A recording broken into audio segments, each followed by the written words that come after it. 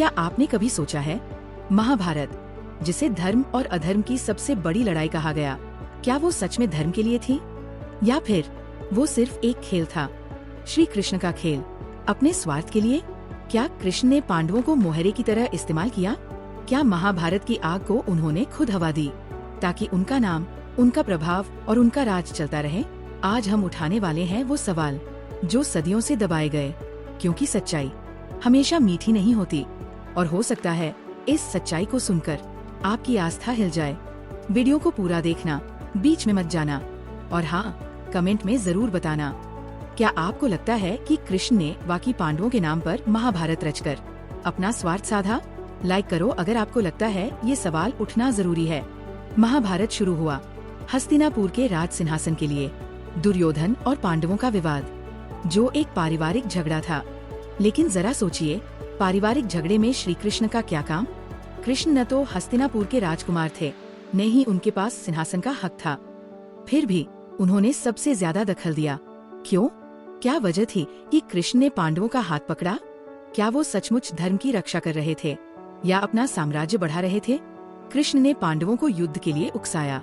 उन्होंने शांति का संदेश दिया, लेकिन उसी शांति सभा में जाकर आग भी भड़काई।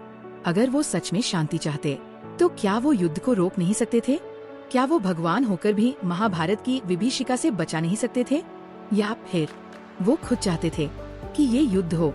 दोस्तों, मैं चाहता हूँ आप यहाँ सोचिए, अगर कृष्ण सच में सर्वज्ञानी थे, तो क्या उन्हें ये नहीं पता था कि लाखों निर्दोष मारे जाएंगे? फिर क्यों उन्होंने सब कुछ होते हुए देखा और रोका नहीं? कमेंट में लिखो, क्या ये भगवान का काम है या फिर राजनीति का? कहा जाता है कृष्ण नीति और राजनीति के महारथी थे, लेकिन सवाल ये है, क्या उनकी नीतियाँ धर्म के लिए थी या अपने फायदे के लिए? पांडव जब निर्वासन में थे तो कृष्ण ने उनका साथ दिया, लेकिन क्या आपने गौर किया है, हर बार जब पांडव हारते, कृष्ण उन्हें हिम्मत नहीं देते थे, बल्कि युद्ध की बात छेड़ते थे। सोचिए, अगर कोई आपका सच्चा दोस्त हो, तो वो आपको लड़ाई की तरफ धकेलेगा या फिर शांति का रास्ता दिखाएगा? असल में कृष्ण जानते थे, अगर दुर्योधन का राज चलता रहा तो हस्तिनापुर कभी द्वारका की ताकत को नहीं मानेगा, लेकिन अगर पांडव जीत जाते तो उनका आधा साम्राज्य कृष्ण का एहसानमंद रहेगा। मतलब साफ है, पांडव कृष्ण के मोहरे थे, उनकी जीत कृष्ण की जीत थी, उनका राज कृष्ण के साम्राज्य की छाया में ही चलता। दोस्तों, सोचो, क्या ये धर्म है? कमेंट में बताओ, अगर कृष्ण सच में भगवान थे, तो क्या उन्हें सत्ता का खेल खेलना चाहिए था? लाइक दबाओ अगर तुम्हें लगता है कि यहाँ साफ राजनीति की बू आती है। याद है, युद्ध से पहले कृष्ण ने शांति का प्रस्ताव रखा था, पांडवों को सिर्फ 5 गांव दे दो, युद्ध रुक जाएगा। लेकिन दोस्तों, यहाँ भी चाल थी, क्योंकि दुर्योधन जानता था 5 गांव देना मतलब हार मान लेना, और कृष्ण भी जानते थे दुर्योधन कभी ये नहीं मानेगा। तो फिर ये प्रस्ताव क्यों रखा गया?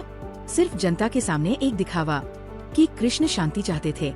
असल में उनका इरादा तो युद्ध ही था, क्योंकि बिना युद्ध उनका महानायक बनने का सपना अधूरा था।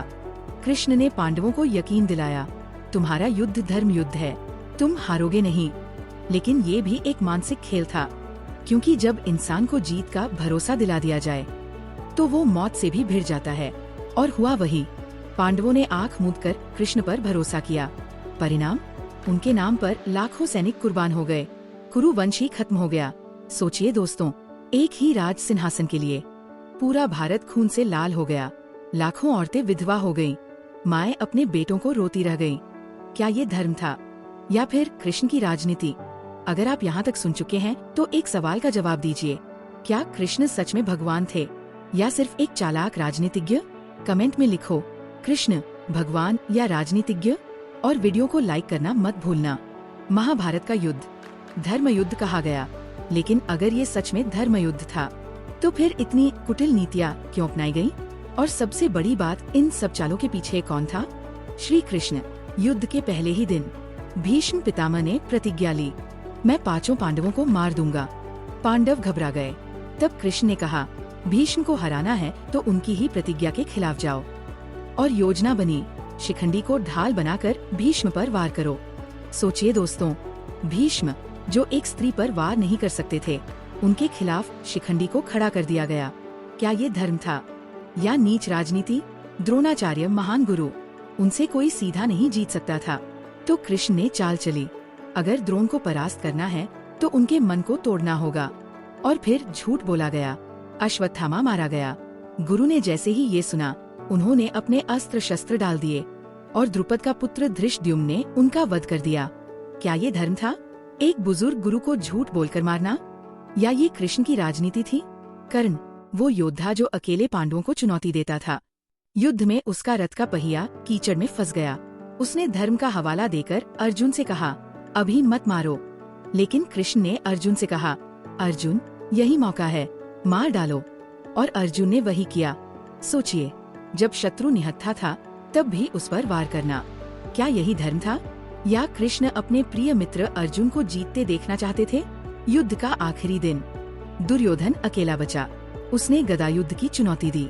भीम और दुर्योधन आमने सामने आए। दुर्योधन ने नियमों के तहत युद्ध किया, लेकिन कृष्ण ने भीम को इशारा किया, जांघ पर वार करो। और भीम ने वही किया। दुर्योधन गिर पड़ा। नियम तोड़कर युद्ध जीतना, क्या ये सच में धर्म की रक्षा थी, या कृष्ण की एक और कुटिल चाल? दोस्तों, अब आप ही बताओ, अगर महाभारत का युद्ध सच में धर्म युद्ध था, तो फिर हर जीत के पीछे झूठ, छल और नियम तोड़ना क्यों था? कमेंट में लिखो, धर्म या धोखा। और अगर आप मानते हो कि ये सब कृष्ण की चाल थी, तो वीडियो को लाइक जरूर करना। लाखों सैनिकों की लाशें कुरुक्षेत्र में बिखर गयी। माएं अपने बच्चों को ढूंढती रहीं। स्त्रियां विधवा हो गयीं। राजा मारे गए, वंश समाप्त हो गए। और विजेता कौन? पांडव? नहीं, असली विजेता सिर्फ कृष्ण थे, क्योंकि वही इस युद्ध के निर्देशक थे। ध्यान दो दोस्तों, हर बड़ी घटना, भीष्म का पतन, द्रोण का वध, कर्ण की हार, दुर्योधन की मृत्यु, सब में कृष्ण की चाल थी। अगर वो भगवान थे तो क्यों छल और धोखे का सहारा लिया? और अगर वो राजनीतिज्ञ थे तो क्या उन्होंने सिर्फ अपने साम्राज्य और नाम के लिए पांडवों और पूरे भारत को युद्ध में झोंक दिया? अब कमेंट में लिखो, क्या कृष्ण धर्म के प्रतीक थे या फिर एक मास्टर मैनिपुलेटर? और हाँ, चैनल को सब्सक्राइब करना मत भूलना, क्योंकि अगला हिस्सा और भी खतरनाक होगा। कहानी यही खत्म नहीं होती दोस्तों, क्योंकि युद्ध तो जीत लिया गया, लेकिन क्या पांडवों ने सच में कुछ पाया? युद्ध खत्म हुआ, कुरुक्षेत्र खून से लाल था, पांडवों को हस्तिनापुर का राज मिला। लेकिन सोचिए, किस कीमत पर? उनके सारे बेटे अभिमन्यु, घटोत्कच और बाकी राजकुमार युद्ध में मारे गए। द्रौपदी ने अपने 5 बेटों को खो दिया। युधिष्ठिर, जो धर्मराज कहलाते थे, जीवन भर अपराध बोध में जलते रहे, यानी जीत के नाम पर। पांडवों के हाथ सिर्फ खालीपन आया। अब यहाँ सोचने वाली बात है, अगर कृष्ण इतने महान थे तो उन्होंने पांडवों को क्यों नहीं बचाया? क्यों उनके बच्चों की जान नहीं बचाई? क्यों द्रौपदी को 5 बार विधवा होना पड़ा? साफ है, पांडवों को कृष्ण ने अपने लक्ष्य पूरे करने के लिए इस्तेमाल किया। युद्ध खत्म होने के बाद वो अपने द्वारका लौट गए और पांडव रह गए अपने दुख और पछतावे के साथ। इतिहास गवाह है, युद्ध के बाद पांडव कभी खुश नहीं रहे। युधिष्ठिर राज तो मिला, लेकिन उन्हें नींद नहीं आती थी। भीम का गर्व टूटा, अर्जुन का गांडी भी उनसे छूट गया, नकुल सहदेव गुमनाम हो गए। आखिर में पांडवों ने राजपाट छोड़कर हिमालय की यात्रा शुरू की। एक एक कर सब रास्ते में गिर गए, केवल युधिष्ठिर अंत तक पहुँचे, वो भी अकेले। सोचो, ये वही पांडव थे जिन्हें कृष्ण ने वादा किया था कि धर्म युद्ध के बाद विजय तुम्हारी होगी। लेकिन विजय मिली कहाँ? मिली तो सिर्फ तन्हाई, मौत और पछतावा। दोस्तों, मैं आपसे पूछना चाहता हूँ, क्या इसे विजय कहेंगे या फिर ये कृष्ण की सबसे बड़ी राजनीति थी, जहाँ उन्होंने पांडवों से युद्ध जितवाया लेकिन उन्हें कभी सुकून नहीं लेने दिया? कमेंट में लिखो, विजय या धोखा।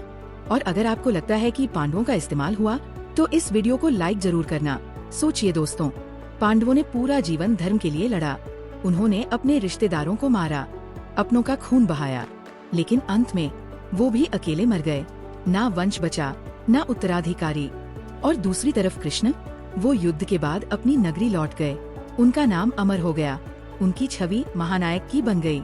मतलब साफ है, असली हार और दर्द पांडवों के हिस्से आया और असली जीत कृष्ण के नाम लिखी गई। क्या ये भगवान का काम हो सकता है, या फिर ये सिर्फ एक चतुर राजनीतिज्ञ की योजना थी, जहां दूसरों की बलि देकर खुद का नाम इतिहास में अमर कर लिया जाए? अब आप बताइए दोस्तों, क्या कृष्ण ने पांडवों को बचाया या उनका इस्तेमाल किया? कमेंट में जरूर लिखें, पांडव, मोहरे या नायक। और चैनल को सब्सक्राइब कर लीजिए, क्योंकि पार्ट 5 में हम करेंगे अंतिम खुलासा। दोस्तों, अब सबसे बड़ा सवाल, कृष्ण कौन थे? क्या वो सच में भगवान थे जिन्होंने धर्म की रक्षा के लिए महाभारत कराया, या फिर वो एक चतुर राजनीतिज्ञ थे जिन्होंने पांडवों को मोहरे की तरह इस्तेमाल करके अपना नाम इतिहास में अमर कर लिया? तथ्य ये बताते हैं, एक युद्ध को रोकने की शक्ति कृष्ण के पास थी, लेकिन उन्होंने नहीं रोका। 2 हर बड़े योद्धा की मृत्यु में कृष्ण की चाल शामिल थी, चाहे भीष्म हो, द्रोण हो, कर्ण हो या दुर्योधन। 3 युद्ध के बाद भी पांडवों को सुख नहीं मिला, उनका वंश ही समाप्त हो गया। 4 और सबसे अहम, असली विजेता सिर्फ कृष्ण की छवि बनी। तो सवाल ये है, क्या धर्म के नाम पर ये सब हुआ, या कृष्ण के स्वार्थ के लिए? दोस्तों, जरा आंखें बंद करके सोचो। कुरुक्षेत्र की जमीन खून से लाल है, हजारों औरतें रो रही है, बच्चे अनाथ हो गए हैं, गांव उजड़ गए हैं, राज्य खत्म हो गए हैं, और इस विनाश के बीच कृष्ण खड़े हैं, मुस्कुराते हुए, कहते हुए, ये सब धर्म के लिए था। लेकिन क्या ये धर्म था या विनाश? अब मैं आपसे सीधा पूछना चाहता हूँ, अगर किसी इंसान की नीतियों से लाखों लोग मर जाए, तो आप उसे भगवान कहेंगे या एक निर्दयी राजनीतिज्ञ? कमेंट में लिखो, कृष्ण भगवान या स्वार्थी? और अगर आपको लगता है कि ये सच्चाई छुपाई गई है, तो वीडियो को लाइक और शेयर करो। इतिहास हमेशा विजेता का लिखा जाता है। कृष्ण विजेता थे, इसलिए उन्हें भगवान कहा गया। लेकिन अगर पांडव हार जाते, तो क्या वही कृष्ण धोखेबाज राजनीतिज्ञ कहलाते? सच्चाई ये है, महाभारत में धर्म से ज्यादा राजनीति थी, और उस राजनीति का सबसे बड़ा खिलाड़ी था श्री कृष्ण। तो दोस्तों, अब ये फैसला आपके हाथ में है। क्या कृष्ण वो भगवान हैं जिन्हें आस्था से पूजना चाहिए, या वो राजनीतिज्ञ जिनकी चालाकी ने भारत की सबसे बड़ी लड़ाई को जन्म दिया? कमेंट में सच बताइए, क्या कृष्ण भगवान थे या एक स्वार्थी शासक? अगर आपको ये वीडियो सच्चाई की आंखें खोलने वाली लगी, तो लाइक करो, कमेंट करो और शेयर करना मत भूलना, क्योंकि ये सवाल हर किसी को सुनना चाहिए। और हाँ, चैनल को सब्सक्राइब जरूर कर लेना, क्योंकि अगली कहानी और भी खतरनाक होने वाली है।